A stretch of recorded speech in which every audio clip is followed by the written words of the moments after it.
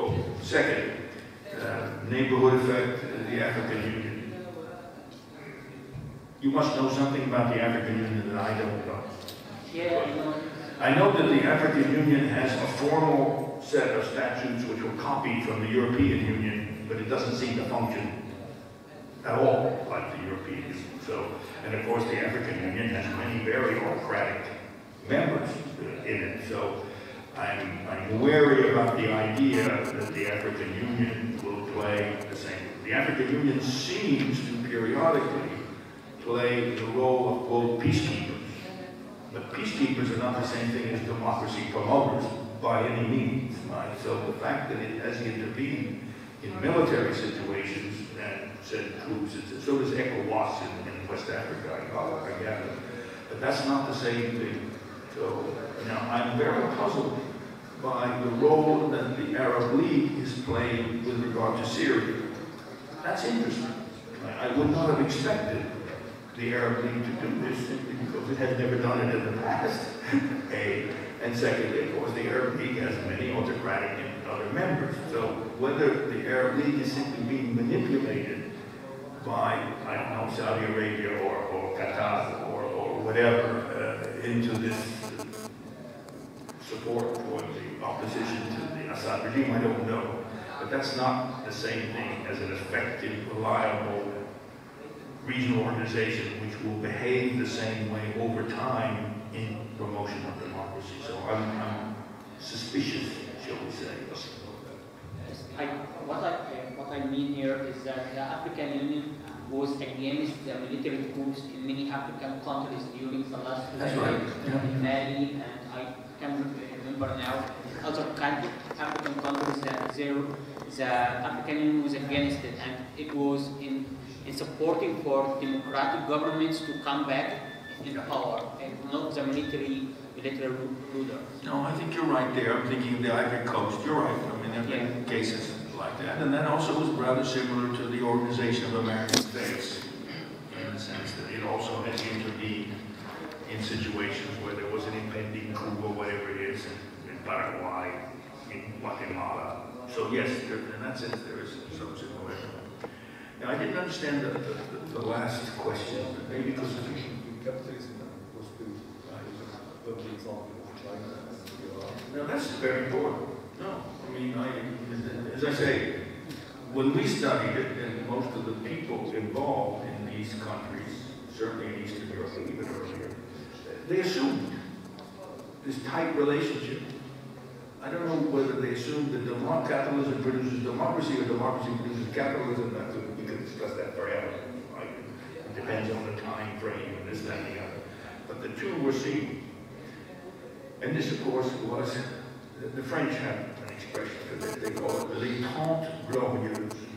The 30 gorgeous, glorious years from 1945 roughly to 1975, when Europe experienced the most protracted period not only of economic growth, but greater social and economic equality. So there were the glory years in which they recuperated democracy after the Nazism, fascism, etc. And for 30 years, the two were in bed with each other, right? And firmly interrelated in people's minds. And then, of course, as the countries come on later, like Spain and Portugal and Latin America, they see this experience. And they assume that the same thing will apply to them. And to a degree, it did, not as much, right? Nevertheless. And of course, almost everybody agrees that when you first become democratic, you will pay an economic price. So all countries have. We call this the Valley of Tears. Right? So there's obviously going to be a period where democratization itself disrupts economic production and also relations with foreign suppliers and foreign clients and all this kind of stuff. But everybody sort of knows that and expects that. The other thing that you always get with democratization, well, actually there's three things. The second thing is crime. Crime goes up when you become democratic, at least for a while. Then after a while it goes down. But I mean, you have to expect that with democratization there'll be more crime, at least the perception of more crime, because it's reported. And the same is true of corruption. Every country I've studied, the people are convinced that when democratization comes, corruption increases. Now that's partly because all the corruption under autocracy was hidden, right? So, and believe me, the levels of corruption under autocracy are infinitely greater than the levels of corruption under even the worst democracy, but still, people are more sensitive and aware of it. So this notion that you pay a price, and how long you do that, and for what, and how intensive this unfortunate set of immediate consequences are, and when does personal security recuperate, when does the economy recuperate, when all of those are important problems, and you should expect that as, so to speak, the obvious side effects, if you wish, of democracy. I think she wants to. Yeah, actually, this was a comment. My question was about the role of the civil society in the democratization process. Okay. Well, this has been a very, very popular subject among students. So I've supervised several dissertations. Really? I'm planning to do my master's on this. What? I'm planning to do my master's on this. Okay, well, then you can join. I can give you some names that you should contact. So, there's several themes hidden away in that. One, of course, is whether or not, or under what conditions, when you have an autocracy, are there sufficient political spaces for civil society to develop before democratization? Right? And in fact, civil society organizations play a much more important role than political parties, and political parties are usually utterly irrelevant for the initiation of transition. It's civil society moves more than anything else that provide impetus for democratization. But the problem in the countries that these students were studying, but one particular one was on Chile. Chile is particularly interesting because Chile already had a very well-developed civil society, which got repressed after the military coup in '73, but still survived. And more importantly, and here's one of the big questions, is that the civil society in the context of a transition to democracy is often very penetrated by foreign influences, whether it's foreign money or foreign ideas, etc. So you will get countries where, particularly women's groups, all this feminism business is not us. It's brought by these gringas, these you know, it's not our culture which says women should be, okay, you hear a lot of this in this country. So there is this added problem that you have a strong foreign influence, especially, again, leading up to the transition and in the early parts of the transition. And then, if you're successful, the foreigners go away, and they go somewhere else. They take their money, and they start giving their money to some other country where, you know, so that's just normal. I mean, you have to expect that. But the problem, of course, is these groups get used to a political economy of civil society which is dependent on outside money, and they then have to shift to sources of support, domestic support, and that's not an easy thing to do. And of course, the other thing is they have to change their role. So in the course of democratization, what you get are civil societies that play a very important role. Women's groups and lawyer groups, human rights groups are very much part of this, but women's groups, especially countries I study, Latin America, very important, right? Chile especially. The problem is that once you begin to have democracy, the whole advocacy role disappears. So then the trick is to switch civil society from advocacy to service, to actually providing services for people, for women, for example. So, and that's what happened. So the successful civil societies, Chile is one of them, are those in which the civil society can make the shift from essentially foreign-based sources, because they're being repressed by the other regime anyway, and also shift from advocacy focus on changing the rules of the game, let's say, to accepting the rules of the game and then providing useful services which are usually not provided by the state. And of course that means changing sense, their whole political economy. So that's the history that I keep picking up from these dissertations. So civil society, then, its role doesn't so much decline as to change from this overtly political role to a more social, cultural role. And those are the ones that survive. Otherwise, many of them just disappear. They fail. They don't adapt to this new situation.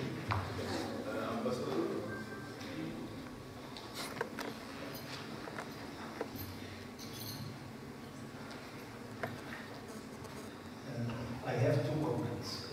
The first one is for what you seem to have in the role of Arab League to see. Okay. It seems that you appreciate what the Arab League done to the Syrian situation, like the Syrian revolution. You'll be astonished that the Arab League didn't take it because they are for, the Arab League is for democracy in Syria. Most of the Arab countries, the Arab states, are not democratic, they are autocratic. I agree with you. There's something paradoxical about that. At least 16 or 17 Arab states are autocratic. So it is very astonishing the position that they have taken. I believe that they have taken that position because of President Assad Jr. In his first inaugural speech to the Arab League, and it is 10 years ago maybe or something like that, he was giving a lecture to the more senior Arab rulers. At least I know of one of them who swore to take revenge because of the lecture that he has given to maybe that was the case, I don't know. However, I would like to take the argument of Ambassador Saad Shalabi of the effect of religion in our part of the world.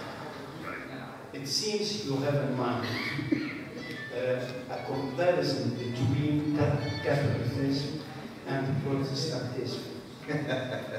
Islam is something different, completely different. Catholicism says that give whatever belongs to God to God and whatever belongs to Caesar to Caesar. In Islam, everything belongs to God. Everything. Even you yourself belongs to God. And whatever God wants to have against you or for you, then he must have. Everything must go to the beliefs. Quran contains everything. Do you know, for instance, the slogan of the party, the Muslim Brotherhood Party, in the last elections, or 10 years elections, Islam is the solution. Nothing else. If we go to Islam, then everything will be solved. Remember that the Muslims, these sects in Egypt, won 72% in the last election, in the parliament election, not in the presidential election. This is something different. This is completely out of the predictions of Islam against non-Muslims, or good Muslims and bad Muslims. You can't compare that. But the parliamentary elections was 72% won by Muslims, or the sects of Muslims. Yeah. So there is a complete difference in mentality between the Islamic parties who won the elections and who rule that and whatever they believe in and whatever they can do. They can be worse than the regime the last time. Okay. I mean, I have to respect your, I'm not an expert on this. I would just remind you, however, that it took the Catholic Church several hundred years. Well, it's in the Bible. The Catholic Church is not respected. The Catholic Church believed in a fusion of power between the Church and the state, and practiced that. It then eventually found it changed its mind, shall we say, or was in fact compelled to respect a separation. So I just don't know enough, and I'm suspicious, because I'm suspicious about the, shall we say, the relationship between doctrine and practice, and whether or not, even if that remains the doctrine, whether you start governing a country, especially a country which has significant minorities that you have to deal with, not to mention secularized populations, rather strategically located, usually in the national capital, and then you find you behave. I don't know, I just, again, you're talking outside of my area of expertise, but I can simply say that I think the history of the Catholic Church, it shows first this fusion of the church and state, and then the gradual imperatives of separating those in order to rule effectively or to influence. So maybe this will not happen in the case of Islam. I don't know. Professor, and then Ambassador ثورة. I think there's a question.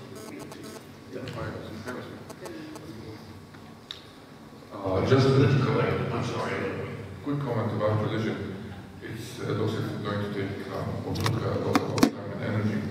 I like it when you said, is it a constant or a variable about religion?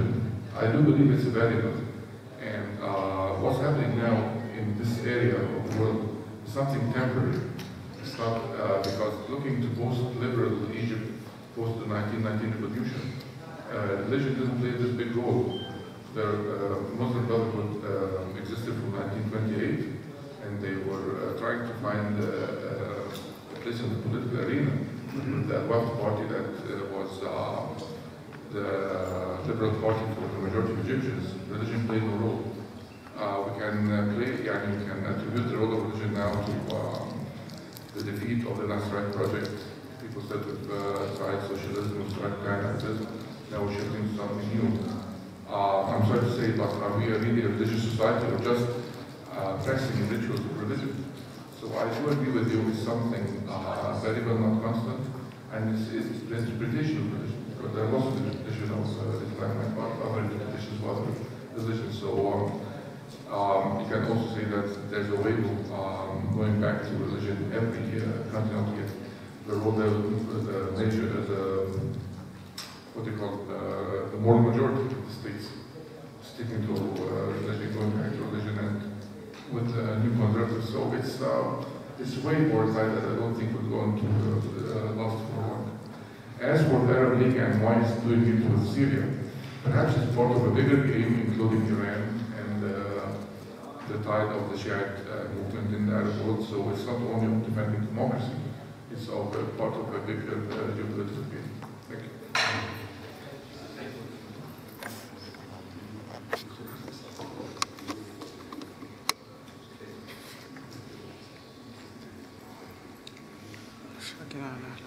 Well, I think I accept your remarks. I don't have any independent.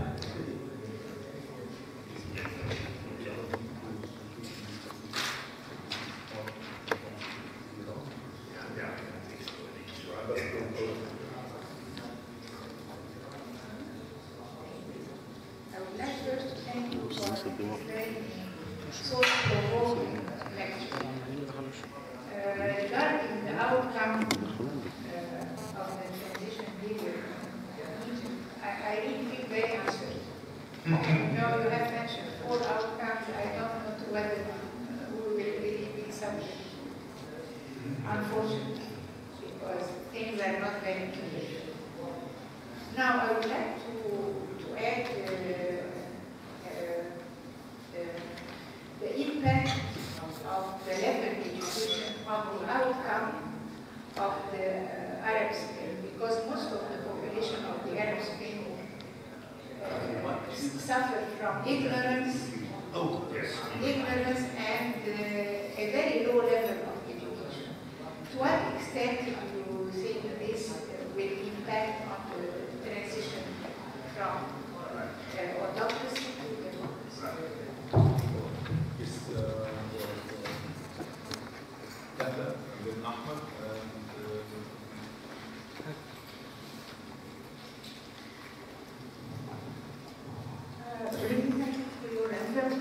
Lecture. I love your quote about exploring this transitional period. It's like building a boat at the sea in a storm.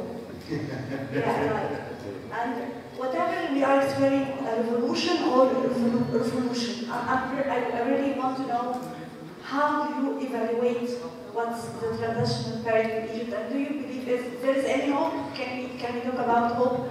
And what do you believe in the next presidential election? Are we talking about the rotation of power? Do you think it's the most important issue in democracy, the rotation of power? Democracy and? Rotation of power. Rotation of power. So do you believe that the next presidential election will have a new, different group or different president than one from the Muslim culture? I have a certain issue when you talk about when we are having a democracy now, it's better than before.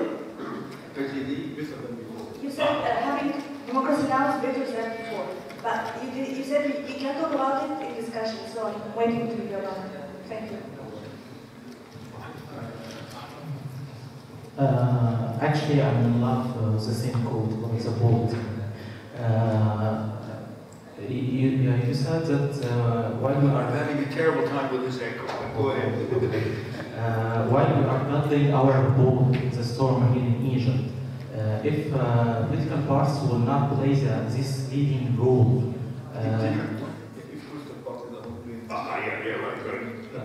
okay, and I really agree with this. What the alternatives? I don't think that civil society can play or replace this role. Maybe in Poland, they had a leading role for civil society to lead transition, but I'm not sure about Egyptian civil society.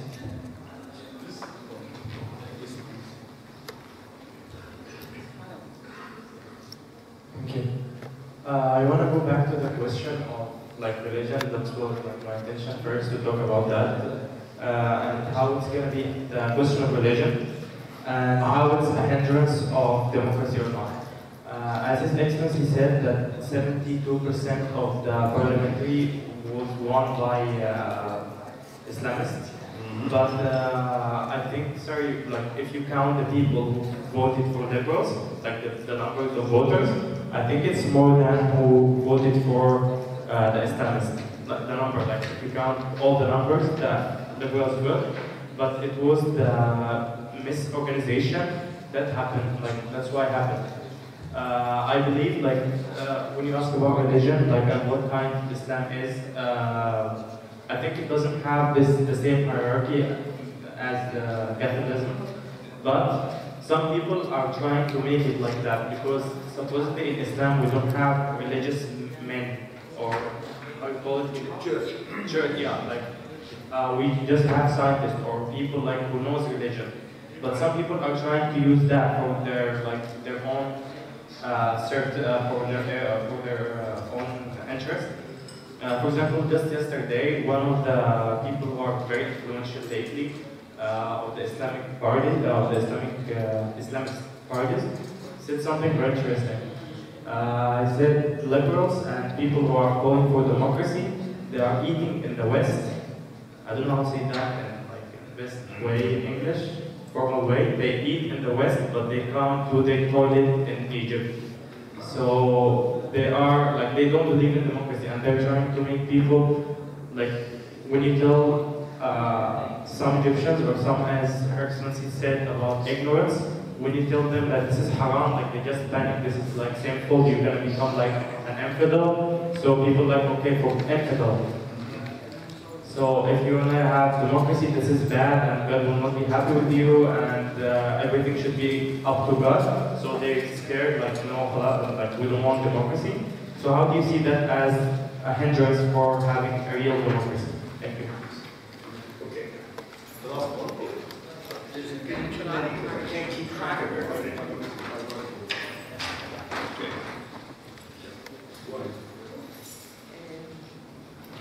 الحقيقة الوضع في مصر محير جدا. الجميع بيسأل ايه اللي هيحصل بكرة.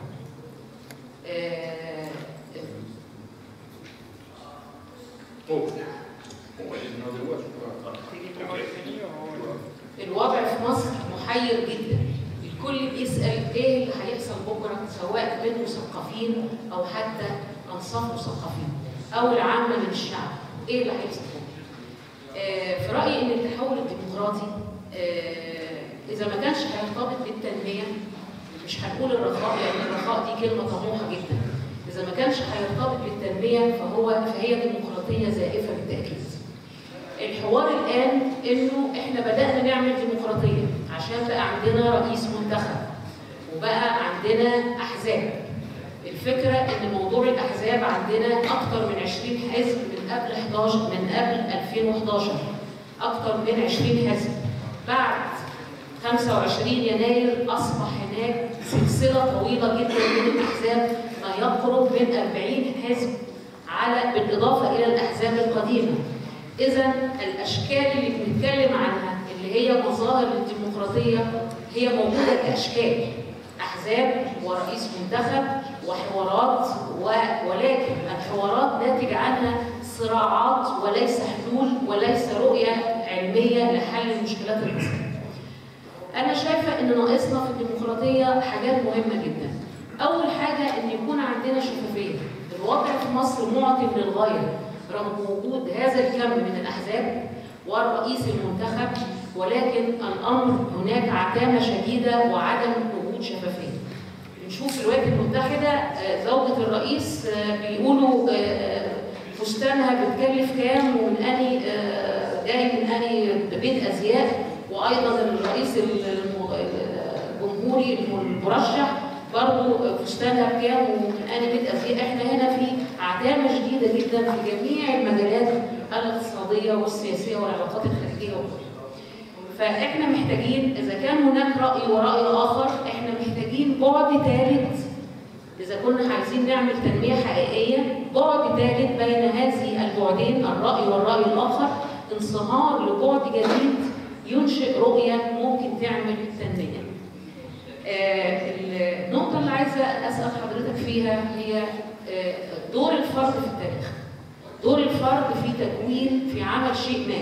يعني تجربة ماليزيا مثلا أنا ما سمعتش أو قريت فيها عن تجربة ديمقراطية هايلة جدا، ومع ذلك مهدي محمد عمل طفرة كبيرة جدا احنا بنحاول نستفيد منها.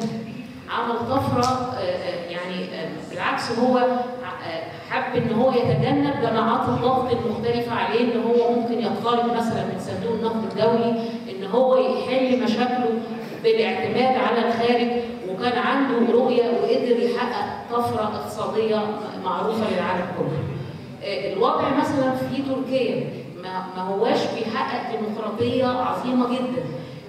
بالعكس كان هناك الحزب الشعب الجمهوري اللي هو حزب اتاتورك، ثم عندما يحدث صعود للاحزاب الاسلاميه كان على طول بيحدث انقلاب بيدحض الصعود للاحزاب الاسلاميه، حتى جاء اردوغان عمل توازن. يعني النجاح في التجربه التركيه في رايي انها ناتجه عن حدوث التوازن اكثر منها تجربه ديمقراطيه. استطاع ان يحدث توازن حزبي في المجتمع أدت إلى النجاحات اللي احنا عرفناها في السنوات الأخيرة. أيضا تجربة البرازيل.